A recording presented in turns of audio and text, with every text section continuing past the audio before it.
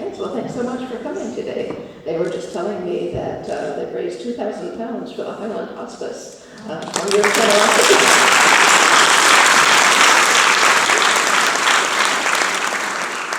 So that's very lovely. I haven't brought my fiddle, so I probably won't need that. I actually play the French horn, which is even less wieldy. That's actually where I met my husband, was in the French horn section of the Northern Arizona University marching band. I walked in one day and sat down next to this tall redhead, and though I was engaged to someone else at the time, the combination was difficult to resist. And 90 minutes later, I went back and gave my fiancé back his ring.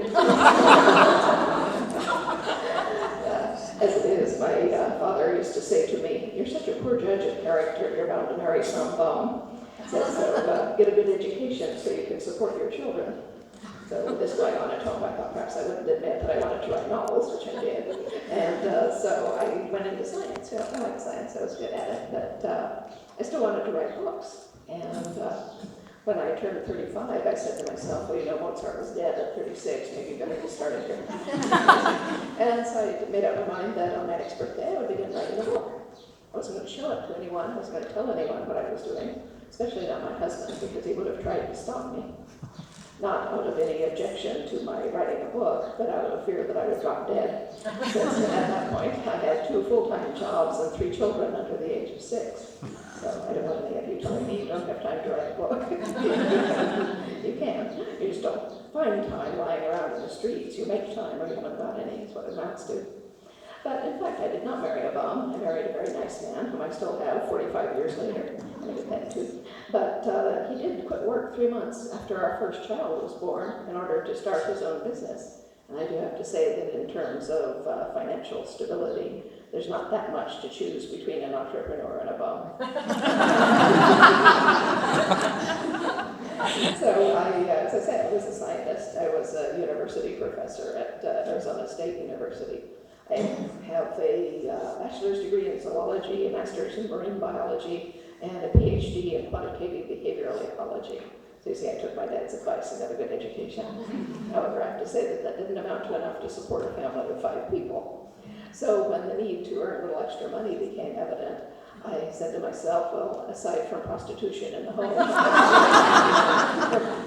said, well, what do I know how to do? Owing to sort of a number of academic accidents that I won't bore you with, I had slid kind of sideways and become an expert in scientific computation. That's really easy to be an expert if there's only 6 people in the world who do what you do. And owing to the onrush of technology, I was one of the first people to do that. It isn't actually complicated. It just means using computers in order to address scientific problems, rather than the science of computers, which is where you learn how to tinker with them and program them and all that. We assume from a scientific viewpoint that the computer is going to work. We just need to know how to set it up. And so that was my job. I taught international seminars in scientific computation. And I started a little journal called Science Software Quarterly, with me as editor, and I wrote half the articles. But when the need to make extra money arose, I wrote a query letter to the editors of Byte and InfoWorld and all the PC magazines. And I enclosed a copy of my Science Software Quarterly and a copy of a comic book that I had written for educational media divisions at Walt Disney. It was titled Nutrition Adventures with Orange Bird. And it was a short letter. It said, "Dear sirs, as you can see from the enclosed, you won't find anyone who knows more about scientific and technical software than I do, and at the same time can write so as to appeal to a broad popular audience." So this got immediate response, and within 6 months I was making as much doing that as I was at the university, which just goes to show how badly they pay biology professors. So as I say, at the time when I decided to write a book, that was my situation, 2 full-time jobs and 3 small children. So my first question was, what's the easiest kind of book I could possibly write? Because I wasn't writing this book to sell. I wasn't going to show it to anyone or tell them what I was doing. I just wanted to learn how. Because up to this point, I had written all sorts of things, all the guff you have to write for a PhD, including a 400-page dissertation entitled Nest Site Selection in the Pinyon Jay, Gymnorinus cyanocephalus. Or as my husband says, why birds build nests where they do, and who cares anyway?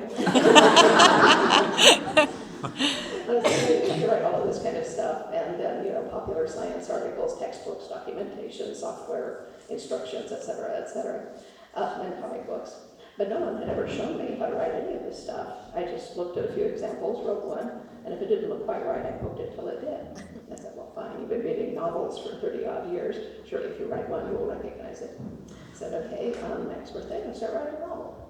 And so, next question, what kind of novel? So all I needed to know really was how to write something the size of a novel and something that was fiction, because I'd never really done that. Just, writing short stories for high school writing class, that kind of thing.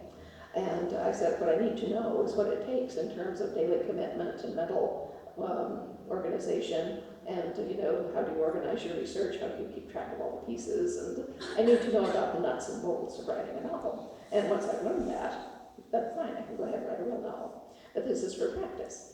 I did make 2 rules for myself. I said, one rule, I will not stop. No matter how bad I think it is, I will write the whole thing, because that's what I need to know, is what is it like to write and finish a novel. I know a lot of people, I still know a lot of people who have been writing their novels for 8 years and are not finished yet. And basically what it is fear of failure. If they don't finish it, they don't ever have to let anyone look at it, they don't have to risk rejection. On the other hand, they have not finished a book and they'll lie, unpublished. This never seems to hit any of them. But anyway, as I said, I knew people like that, and I said, yeah, we're not doing that, I'm going to write the whole book and just see what I think. If I think, well, this is really awful, I'm not sure I'll ever be any good, then I can put it away with a clean mind. But if it shows signs of getting better, well, then I take hope and go on. And so the second rule is, like to the first, I will do the absolute best I can every single day. Even though this is a practice book and I don't expect anyone to see it, it cannot be sloppy just because this is practice. So I'll just put down any old thing today, or I'm feeling inspired, let's just, wander off. No, you don't do that. I mean, it's as much a sport as it is an art, and it takes just about as much physical endurance and certainly as much mental discipline, to keep doing what you're doing and to do it the best that you can. But like with any sport, you have to practice to get better at it, and you won't get better unless you are trying your absolute hardest to do so. As I tell young writers frequently, I say ballerinas are not born on their toes. The same is true for writers. It doesn't matter how badly you start out, you can always get better, but you won't unless you apply yourself. It's just that simple. And likewise, time-wise, many people say, oh, I don't have time to write a novel. I have to finish this, I can finish that, but next summer I'll have 6 weeks off and I can sit down and thinking, when that 6 weeks comes, it will already be gone. Things will happen. You'll have house guests, you'll go to Disneyland, you'll go out boating and not come back. But I said, look, almost nobody writes with a big chunk of time. There are professional writers who will write for 3 hours or so, but most people can't do it for longer than that. Your brain gets tired, you have to wait and let it reinstall itself. But I said, if you only have 10 minutes a day, if you write during that 10 minutes a day, in about a year and a half, you'll have a book. If you don't write 10 minutes a day, you'll get be a year and a half older, but you won't have a book. It's just that simple. So, it's a matter of commitment and how you're going to do it. Well, as I say, owing to what I did, and the 3 children and all that, I was very good at juggling things and writing in small bits and pieces here and there. In fact, I don't have a linear mind. Not everybody does. Those schools would have you believe this. Do we have any teachers present? You might want to put your fingers in your ears for next Because every school that I've ever been subject to has approached writing in the same way. They say, well, we're going to teach you how to write. First, you must make an outline. This begins with a topic sentence. Then you must write a topic paragraph. Then you must write a conclusive paragraph. Then you must fill in how you get from the beginning to the end, in a linear order, following the outline that you have made up. Turn in the topic sentence, turn in the topic paragraph, turn in your outline. Okay, now you can actually write the paper. But this is your rough draft, so then turn that in, and then you can edit the rough draft, turn in the edited bit, and then you can write your final polished draft. And I ask teachers when I go to career days, I say about halfway through this, would you mind turning your back for a minute? And when they have, I say to the kids, all right, the teacher can't see you, so tell me the truth. When you get an assignment like this, how many of you just write the dang paper and take out the rest? And about half of them will raise their hands because they think like I do. We do not think in a straight line. They just don't see any point to it, for one thing, but also it just seems so slow and cumbersome. Why would you do that? And but for some people this works. And the bottom line is that you can get a coherent essay out of a 5th grader by making them do that, no matter how their mind works. Whereas you cannot teach people to write in the way that people who think like I do. I don't know whether it's ADD or some other mental affliction, but as I said, there's a lot of us out here that do that. I call it network thinking myself. You know, when you have Christmas lights, it goes yellow, red, blue, green, purple, yellow, red, blue, green, purple. I'm not sure they have purple Christmas lights, but anyway, when you've got it, you have this nice string and it lights up and you put it around your Christmas tree and it's very pretty. But what if you're a network thinker? Then it's one of those nets that you throw over your cactus or over your front garden. And, you know, and that's beautiful too, but it doesn't work the same way. I mean, the current is flowing through it, but it's lighting up lights here, here, here, here, here, here, here. When it's all lighted up, then it's just as lighted as the string is, but it's not lighted in a straight line. That's all there is to it. Yeah, so, you know, if your mind does not work in the one thing at a time way, you know, don't panic. You're not doing it wrong. There is no wrong way to write. As long as you get words on the page, whatever you're doing is the right thing. So, you know, the hardest part of writing is learning how your own mind works and getting along with it. But anyway, returning back to the book that I was going to write. There's a reason I write long books. It's because I like digressions.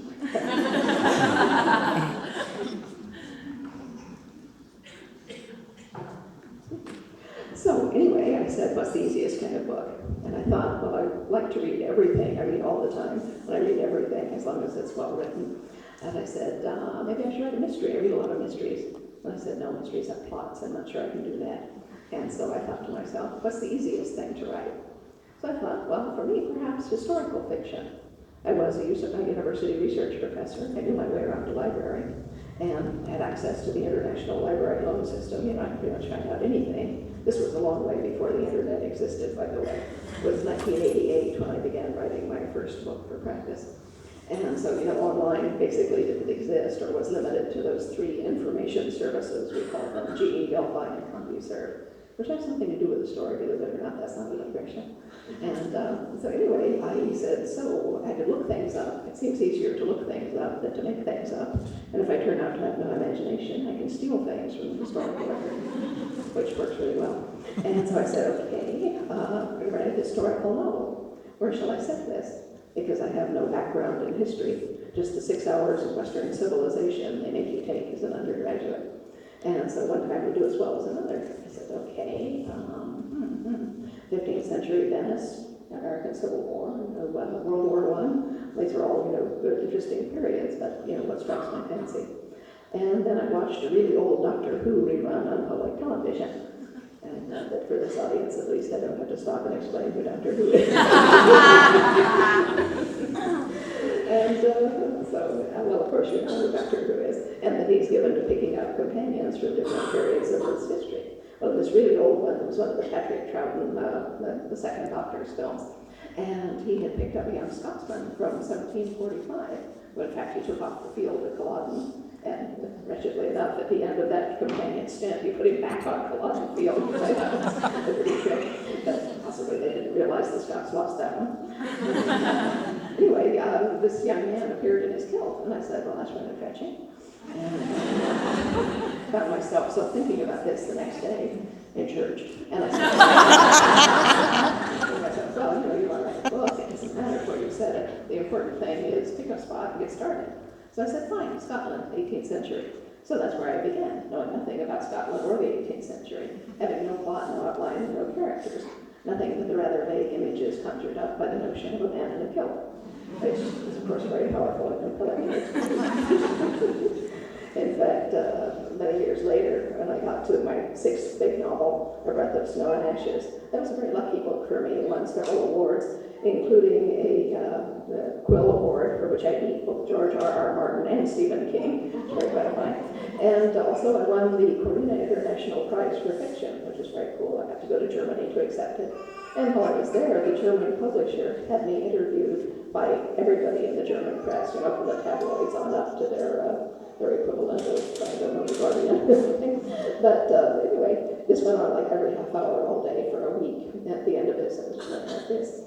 But I was talking to some nice gentleman from a literary journal, and he said, oh, I've read your entire work. He said, your imagery is marvelous. Your characters are so three-dimensional. Your narrative drive is tremendous. And I'm thinking, yes, go on.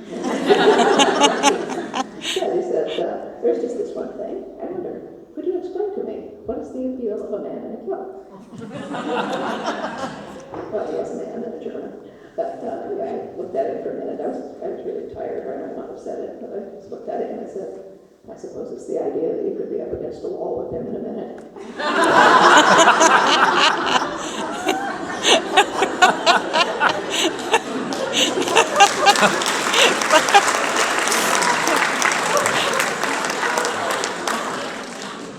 In case any of you gentlemen were wondering. As I say, very powerful and compelling message. So with this in mind, I went immediately to the library and began looking up Scotland in the 18th century. And even back before the days of electronic card catalogs, there was a lot to find. I just looked under Scotland, Highlands, 18th century, and up came 400 books about everything about Scotland, customs, language, geography, etc. In fact, the only thing you cannot find out a place by research is how it smells. And so Scotland actually smells really good and extremely various, but you won't find that in the book. You won't find it in one of my books, though, because I always put in smells. But I didn't find that out until I got here. In fact, when I wrote what turned out to be Outlander, which was sold here as cross-stitch initially, in case any of you have cross-stitch and are wondering what's the difference. There are a couple, but it's basically the same book. And I told the UK publisher, I said, for God's sake, have Scott read it. I've never actually been there. And so they gave it to Rhea Tannehill, who sent back, a page or two of just, small things. One of the things she said was, well, you described Loch Ness as smelling like sun-warmed stone and raspberry canes. She said, I've been there, and it really smells like old mud and dead fish.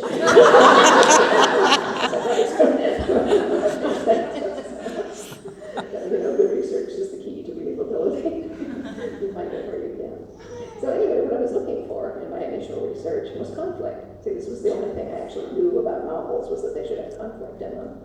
So you don't look for conflict in Scotland in the 18th century for very long without running smack into Bonnie Prince Charlie in the 45. And I said, okay, that looks like plenty of conflict. We'll use that fine. And let's see, from my 3 days basic research, it said it basically looks like the Scots versus the English. So I think I must have a lot of Scotsmen because of the kilt factor. But it would be a good idea if I had a female character to play off these guys. They won't have sexual tension, that's conflict, that's good. And if I make her an English woman, we'll have lots of conflict. So I, on the third day, introduced this English woman. I had no idea who she was, what she was doing there, how she got in the plot. But I noosed her into a cottage full of Scotsmen to see what she'd do. Well, they were all sitting around the fire muttering to each other, and when she walked in, they turned around and stared. I was thinking, why, is there something wrong with her? Does she look funny? And one of them stood up, and he said, my name's Dougal Mackenzie, and who might you be? Oh, without my stopping to think, I just typed, my name's Clara Elizabeth Beecham, and who the hell are you? I said, well, you don't sound at all like an 18th century person. So I fought with her for several pages, trying to beat her into shape and make her talk like a historical person. But she wasn't having any of this. She just kept making smart-ass modern remarks, and she also took over and started telling the story herself. And so I said, well, it doesn't matter. Nobody is ever going to see this book. It doesn't matter what bizarre thing I do. Go ahead and be modern. I'll figure out how you got there later. So it's all her fault that there's nothing happening in this book. At that point, of course, I gave up thinking that it should be any particular kind of a book. It was still historical fiction, but time travel in it, what's next, the Loch Ness Monster? And so I said, well, why not, and put him in too. Yes, unfortunately, it didn't make it into the TV show. They thought for a while they could CGI one, but then they thought it would be too expensive. So that scene. So the next question I usually ask is, how did you get from writing this practice book that no one was ever going to see to actually being published? Well, as I say, there's digressions and then there's digressions, and this is the one that wasn't. You remember my telling you about one of the information services called CompuServe. This was one of the early ways of being online and almost the first type of social media. People would form these little special interest groups or forums dedicated to old cars or gardening or flowers or more technical subjects. Well, I was one day sent a piece of software to review by Byte magazine, and they enclosed with it a free membership to CompuServe. And they said this particular vendor has a support forum for their software on CompuServe, and they'd like you to mention that in your review. And I said, okay, fine, why not? So I went online, did this, and wrote the review. Well, I had 4 hours of free connect time left. And this was back in the day when they charged $30 an hour to be connected to what was not yet the internet. And I am not Scottish, but $120 is $120. And so I said, what else is in here? I'm not going to waste the money. So I started poking around and came across this group of people called the Literary Forum. These are people who like books. Most of them were readers, the big readers. Many of them were writers, aspiring writers, in-between writers, published writers, famous writers, a couple. So it was fascinating to them. And for someone with 2 full-time jobs and 3 small children, it was the ideal social life. So I plugged in, so to speak, and began hanging around there every day, using it as a break between the different things that I was doing. Well, I'd been there for about a year when I made up my mind to write my practice book, and I did not tell any of these people what I was doing either, because I'd seen way too many of them talk about something they were going to do, and then it never got done. You'd never see a word of it. And people would sort of roll their eyes when someone new came in and said, oh, I've got this great idea for a book, I'm going to do this, I'm going to do that, and I'm like, So, because they all knew how to write books, so to speak. Anyway, I had seen this happening, and so I said, well, I'm not going to tell anybody. And so I just continued working quietly on my own. About 8 months into this project, though, I was working late at night, which is what I always did. I still do. I work between midnight and 4:30 in the morning is my main time, except for traveling, and that is a shorter time. But I would work on multiple things at a time, and in between things, I would flip into CompuServe just to pick things up. Well, I found myself one night having a desultory back and forth argument with a gentleman about what it feels like to be pregnant. And he said, well, I know what that's like. My wife's had 3 children. And I laughed and said, yeah, Lester, I've had 3 children. And he said, can you tell me what it's like? I said, I can, yes, but it's kind of complex. I don't think I can fit it in a 30-line message slot. I'll put this little piece that I wrote 4 months ago, in which a young woman tells her mother in some detail what it's like to be pregnant. I'll put this in a library, and you can read it. And so I did, and everyone who'd been following the argument when I read this piece, they came rushing back, and they said, well, this is cool, what is it? And I said, I don't know. And he said, first the beginning, and I said, I haven't written that yet. And they said, well, put up some more of this, we're fascinated by these people who don't know what's going on. And I said, well, I'll let you know as soon as I find out. But, to have someone actually like what you wrote and want to see more, this is like straight from a one to a writer. I mean, you'll do anything. Well, you'll certainly at least write another piece. And so I took to, whenever I had a scene that would stand alone without a lot of explanation, I would put it up for them once every 2 or 3 months, maybe a 5 or 6 10-page scene. And people got more and more interested. They'd say, well, Ryan has a new chunk, have you read it? And they'd all read it, talk about it, ask me questions, and more people would be intrigued to go off and come back. And anyway, I began to develop this odd little club of followers, so to speak. And a number of people there were actually writers. And many people started saying, well, you should try to publish this. And I said, well, it's a book for practice. I don't even know what kind of book it is, but, for the sake of argument, eventually I'm going to write a book that I might like to publish. What should I do? And many of the writers were very helpful in sharing their stories and their advice. All of them said the same thing. They said, get a literary agent. They said an agent can do 2 things for you. He or she can get a much quicker reply from a publisher about your manuscript than if you're sending it to the slush pile. This is true. I've seen the insides of editors' offices. Their floor-to-ceiling paper, and the mailroom is much worse. So even if you've written an absolutely great book, it's going to take an editor 2 years to work their way down to it through all of this. The good news is that 99.9% of what's in the slush pile is in fact slush. So she does get your good book and she's good by it. But it will take much more time than you like. Whereas if it comes in through an established agent, they know that the book has been pre-screened. It's legible, it's literate, and it might even be something they want. So they'll jump on it immediately and read that in preference to getting through the slush pile again. So I said, well, that makes sense. What's the other thing an agent can do? And they said, well, the other thing is that if the book does sell, and that's a matter of finding the right editor for it, because sometimes an editor will like your book, but they bought another book in the same genre the week before, and there's just no room for it on their list. So it's nothing against your book, it just doesn't fit there. They said things like that happen, but assuming that a match is made between editor and manuscript, the agent can negotiate a much better contract for you than you could do for yourself. This is true. Literary contracts are Byzantine. They contain rights that you never even heard of, but your agent has, and he can negotiate those rights for you. My first agent called me up one day after we got an offer, and he said, well, I'm going to break out your Canadian rights. He said usually those would go to the U.S. Editor if the authors in America or to the British editor if the author is from the UK. He said, but I think those might be worth something on their own, and so I'm just going to take those out of the contract completely. So he did. 6 months later, he sold them to Canada for $45,000 a book, which I know is pretty good. Anyway, getting an agent, that's the next question, is how you get an agent. And as I said, I've been talking to all of these people who had agents, and they said, well, that's probably the best thing, is talk to people who have agents.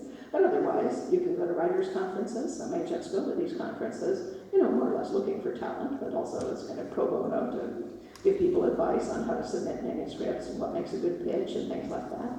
You can subscribe to something like Publishers Lunch online or Publishers Weekly magazine. These have stories about prominent agents and who they represent and so forth. Or you can look at books by people whose work you think is similar to your own. Because almost all authors, if they have acknowledgments in their books, will acknowledge their agents because agents are so valuable to them. But that way you can see who handles books like yours or who might like yours. And if they're publishing this person or representing this person, then they might also like what you write. And it's important that a literary agent like what you write or you won't be able to sell it convincingly. So I said, well, that all makes sense. I'm not done writing, so I'll just go on asking questions. And I did. And a few months later, I happened to run into a friend online called John Stiff, who was writing science fiction mysteries. I said, well, I'm asking everybody about agents, John. Do you have one? He said, I do. He said, by coincidence, it's the same as so-and-so, this other writer that we both knew. He said, his name is Perry Knowlton. And Perry Knowlton was somebody that I had in mind since seeing the other author talk about him. He seemed to be very eminent. He represented a lot of best-selling authors. I wanted someone whose name would be recognizable to editors. And he was in New York. New York is the heart of publishing. So, if you're a writer, you can live anywhere, but if you work in publishing, you kind of have to be in New York. At traditional publishing, we're not considering what's called indie publishing, because that's a whole different can of worms. And it didn't exist back when I wrote my first book. So anyway, he said, Perry Knowlton, would you like me to introduce you to Perry? And I said, that would be really nice, John. I was afraid John would be run over by a bus or leave CompuServe before I finished the book, so I said, yeah, go ahead, introduce me. So he wrote a quick note to Perry saying, I know this woman from CompuServe, people think she's hilarious, I think she's maybe worth looking at. And I followed that with my own query. Said to Mr. Knowlton, I've been writing and selling my writing for many years. It was all nonfiction, but still people paid me for it. And the subtext is, yes, I do know how to write, and people will pay me for it. I've been writing and selling nonfiction by myself for several years. But now that I'm writing a novel, I understand that I need good literary representation. You've been recommended to me by John Stiff and Judy McNaught, Carlton Cherry, and all these other people from CompuServe. In other words, these people know me. You can check with them to make sure I'm not some raving maniac. They all think you walk on water. I have this very long book. I don't want to waste your time, so I appreciate whatever you are. But I would be happy to send you excerpts if you should want to read them. I didn't tell him I wasn't through writing excerpts while I had. But he kind of called back, giving me a heart attack, and said, yes, he would be happy to read my excerpts. So I hastily wrote a 26-page, single-spaced synopsis of what I thought was going to happen in the book. Not all of it did, but that didn't matter, as long as it kind of hung together. And I sent this with the excerpts, and he took me on the basis of an unfinished first novel, which is not usual. It does happen. The last time I heard of it happening was The Horse Whisperer, but it does happen periodically. Anyway, this was great good luck, and so I settled down to write the rest of the novel. Well, when I had finished it, I mailed it to him, and I called his office to tell him it was coming. And I also told him at the time that I would be in New York the next week for a scientific convention. I had timed it that way.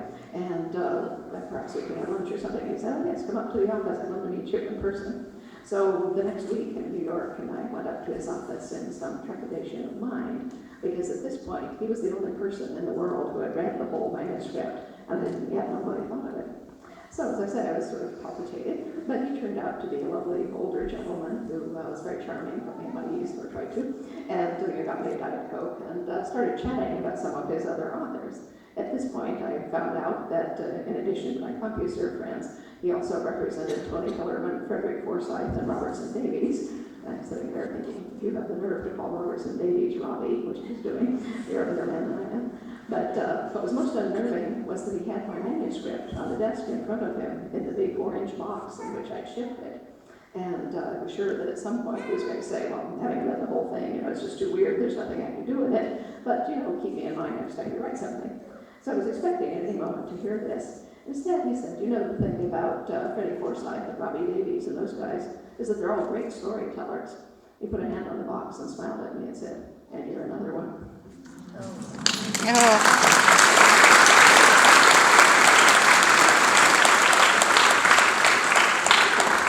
Well, at this point, I was so gratified I didn't care what he did.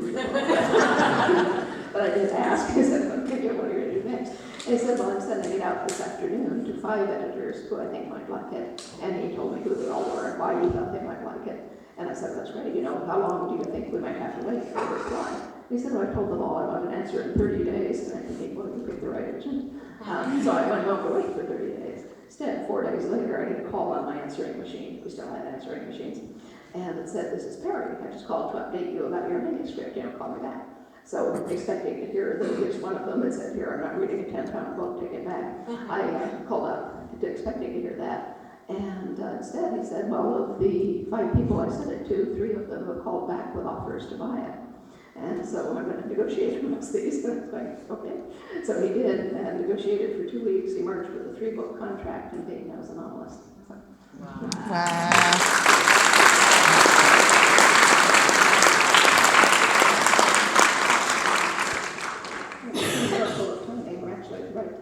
So we now have a good 15 minutes for questions and answers if you have any. And feel free to ask me anything about either the books, the TV show, or otherwise. You said the way that you write is kind of hodgepodge. It comes to you, you write it down, you might use it or might not. How do you know when a book is done? Well, I start out with these miscellaneous bits and pieces that are stimulated either by whatever I've been thinking or by the research or some combination. And almost all of them do end up in the book. But as I go on working, I do the research and the writing at the same time. And as I go on working, they kind of stick together. I'll write something and I think, oh, this explains why that happened. So let me put this over on the side. And then reading through that longer piece, I can see what has to happen next. So I write that. And then, you know, later another piece will come and fit in here. It's like playing Tetris in my head, but very slowly. And so as they fit together, I begin to see the shape. Now, as I say, I'm doing research all the time and kind of building up a historical timeline in the back of my head. It's kind of the timeline or the backbone of the book. You know, this battle definitely happened before this, you know, exploration, and this person died over here, so you can't have him occurring after that, things like that. So after maybe a year and a half, maybe 2 years, depending on interruptions, I will have 7 or 8 of these large chunks that are 40 to 60 pages of contiguous stuff. And I can line those up roughly along this backbone in chronological order, because I say, well, this has to happen here because it's pictured in that battle, and so forth, and this is the aftermath, so it's over there. And with Locke, by the time I put those chunks in, I will be able to see the overall shape of the book. All my books have an internal geometric shape, which, you know, the reader is not usually noticing that's there. If I told you what it was, you would be able to see it in every single book, and they're all different. But, you know, once I've seen that shape, then the writing gets faster because I can know what's missing and where to go. Yeah, over there. With our books, and you've got little bits written in different languages, and I'm assuming you don't speak all the languages in the books. Very few of them, yeah. So, how did you do that? Well, I have the internet has helped a lot on that, but basically I have the acquaintance of a lot of people who do speak those languages. And so what I do is I'll write out what it is I want to say in English, and I will send this bit to my my French translator and say, please, can you do this one? And he will. And likewise, I have the services of the inestimable Kathy Ann McPhee, the Gallic, in my books, which is why all the Gallic in my books has a Barat accent. That's where she's from. But she's the most thorough of the translators. I can't send her a line because she'll say, well, now tell me who's speaking and who are they talking to and how old are they and what is the social relationship between them, because that alters how they would say this. And I say, okay, I'll just send you the whole scene. You can talk about it because you know. So I can assure you that the Gallic is extremely authentic. We do have trouble with the proof, with the compositors, you know, who are typing things in and so forth, because they don't have Gaelic words in their word banks and so forth, so they have to type it in a word at a time. And you have all the fadas, the little, you know, accents that go both ways and all that. So sometimes they mistake a B for an R because the whole word makes no sense to them, so they can't even see that it's wrong, and let alone the accents. So I always have to send them back to Kathy Ann to check all those things out, and sometimes one gets past us. But we're really careful about it. Yeah, yeah. Have you given any thought to what comes after Outlander? Yeah, I have a few things in mind. Can you share that? Well, Master Raymond is one thing. He'll get certainly one book and maybe more. I was also in the middle of writing a modern mystery, but I sort of had to stop, work on something else, but also because it was dealing, the two premises on which the story turned were border issues in the U.S. and also the ideals of journalism and, you know, what it's like in a changing world. And both those issues are changing so fast that, you know, if I wrote the book now, it would be obsolete in 6 months, and I didn't want to do that. So I said, well, I'm just going to stop working on this for the time being and hold it in abeyance until those things either settle down or I see a way through that changing thicket. Yeah. Couple of things first, very quickly. On behalf of all Scotland, thank you so much. Thank you.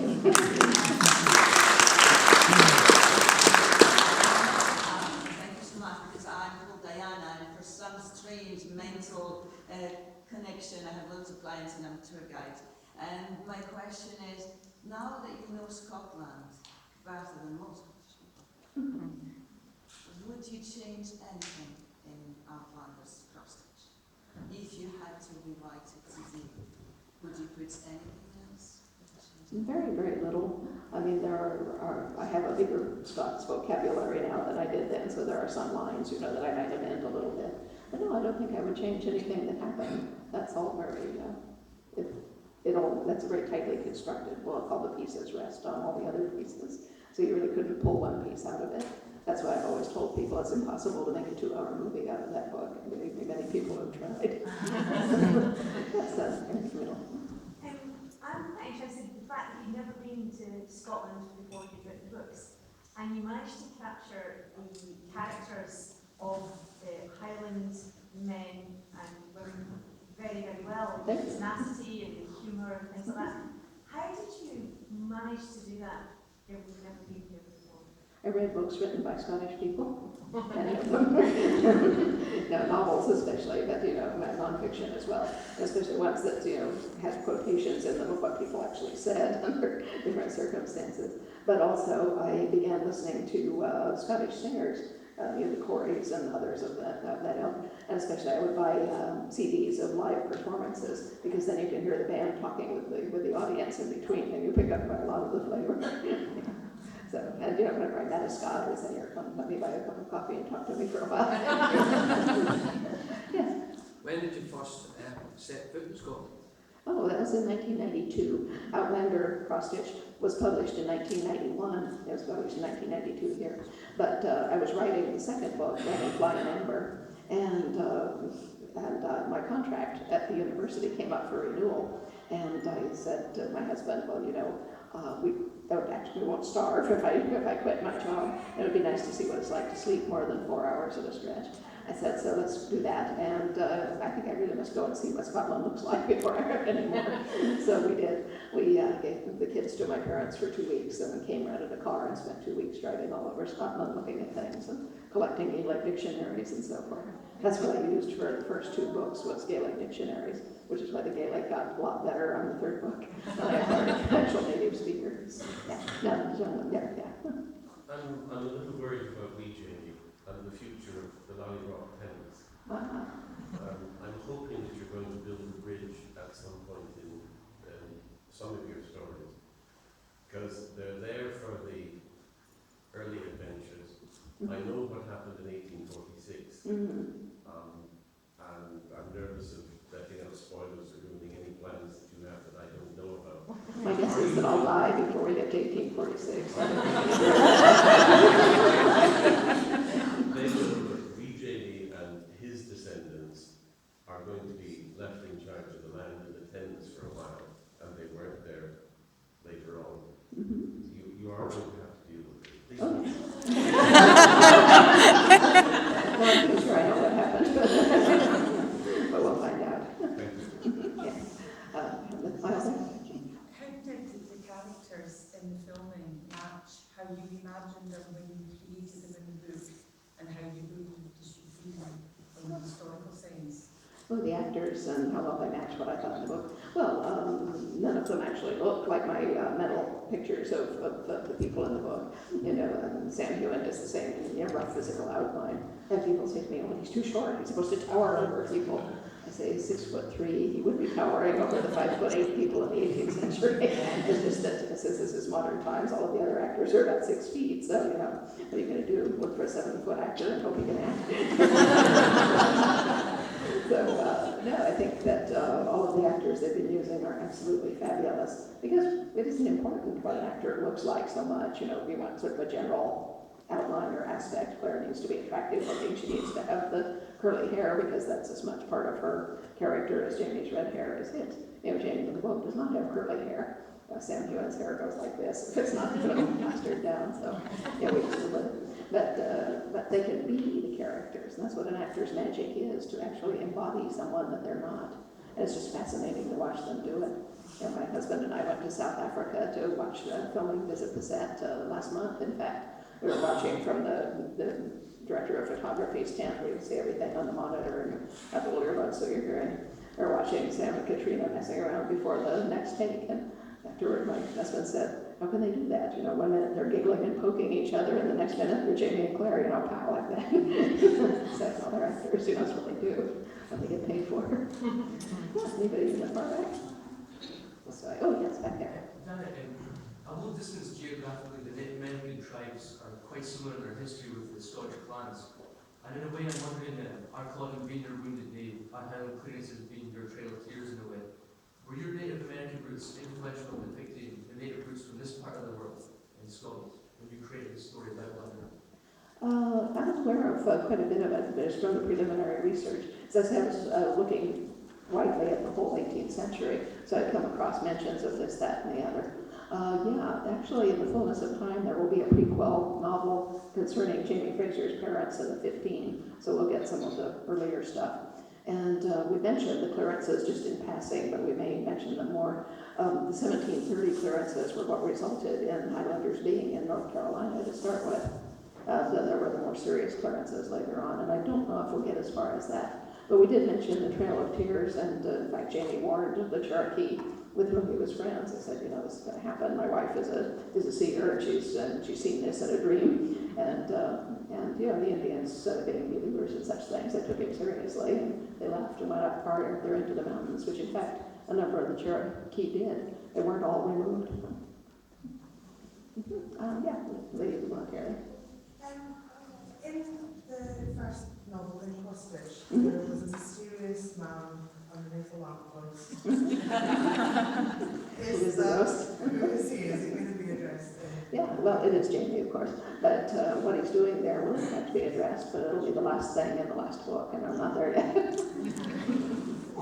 didn't read. You released the books, the first was Outlander in America, it was Cross-Stitch in the UK. I'll be really honest, I did do a book by its cover when it was Cross-Stitch in the UK. I never read it. I was over in the States, I picked up a copy of Outlander, and I was blown away by it, to be honest. How do you feel about the name Cross-Stitch in the UK and the changes that were made? Well, that's an interesting story. Cross-Stitch was my working title for the manuscript. It's not a particularly good title. It was sort of a weak play on a stitch in time. And also, when I began writing it, I thought Claire would go to the past and then come back to the future. But like I say, it's not a good title. It's just what I called it. So my agent sent it out under that title. Well, we sold it in the U.S. first, and the U.S. said, well, cross-stitch sounds kind of like embroidery. It's rather boring. Can you think of something more exciting? And so it took maybe 11 months after that before we finally came up with Outlander, after trading suggestions, a little back and forth. And their response to that was, oh good, it's only one word, it won't cover up the art. But it's worked out all right. But when we sold it to the UK 6 months later, they said, oh, we love the book. They said, it's just lovely. But we can't call it Outlander, because to us an Outlander is someone from South Africa. I said, oh, really? I didn't know that. Neither do a lot of Scots, as far as I can tell. But anyway, they said apparently about that. She said, can you think of something else? And I said, well, originally I called it Cross-Stitch. And she said, oh, lovely, so they published it under that. Not surprisingly, I have had several letters from British readers saying, there's a funny story about how I found your first book. I was shopping in the handicraft section of my bookstore.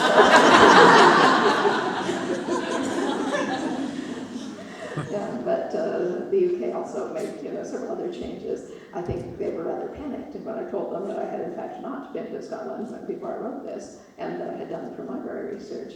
So they gave the manuscript to a Glaswegian copy editor, and essentially, I think from what she did to it, that they must have told her this woman knows nothing about Scotland and change everything she wrote. Well, I went through and she would change details that were perfectly right.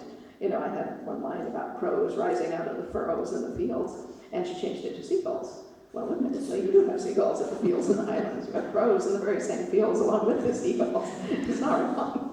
But there are a lot of those little irrelevant changes going through the book. And they asked if I would remove one sex scene. It's the chapter called Raiders in the Rocks. It takes place after the raid with the Grants. And they said, we think that's maybe a little too explicit for our readers. I said, well, it's not structurally linked to anything else, so I'll let you know your own audience. And they said, oh, good, and could you perhaps change this other scene just a little bit? You don't need to take it out, but if you could change it so it looks like they're having normal sex.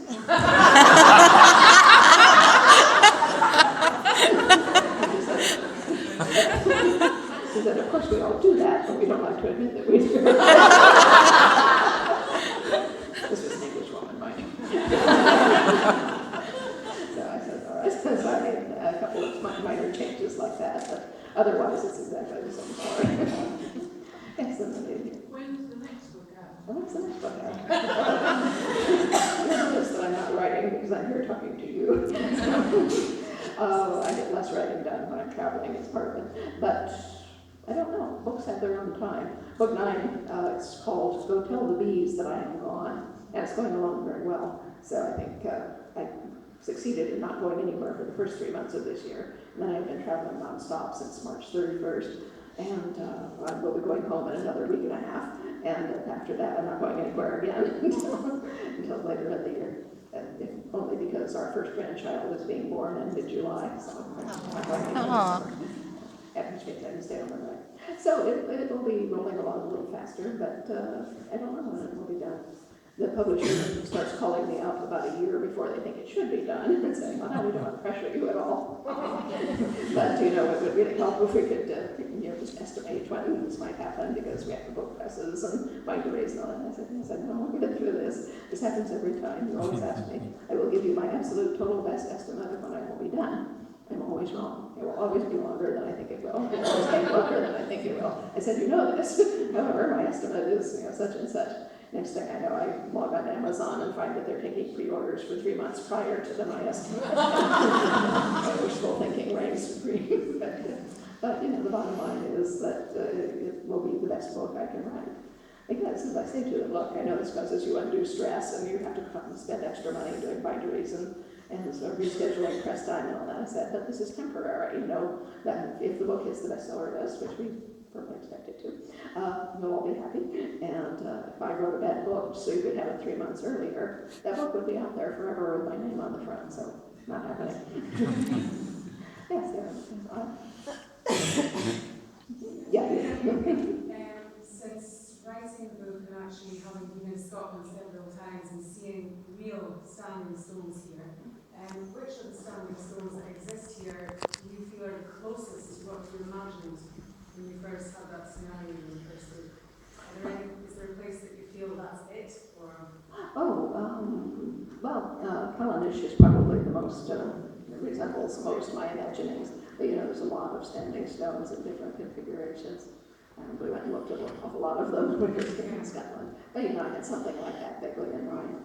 Now, the Clava Cairns are not far off, but people are often convinced that it is the Clava Cairns and so forth. But I said, if Clara had been there, don't you think she would have mentioned these enormous cairns in the middle of the No, in fact, I didn't even know about the Clava Cairns until we did come to Inverness for the first time.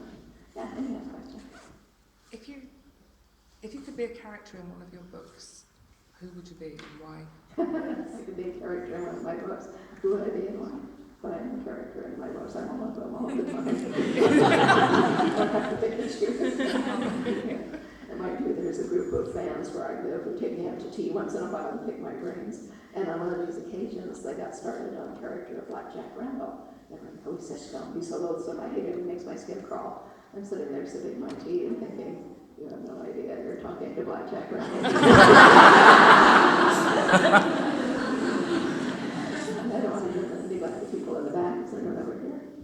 Over there. No. Oh, not now there. I have a quick question.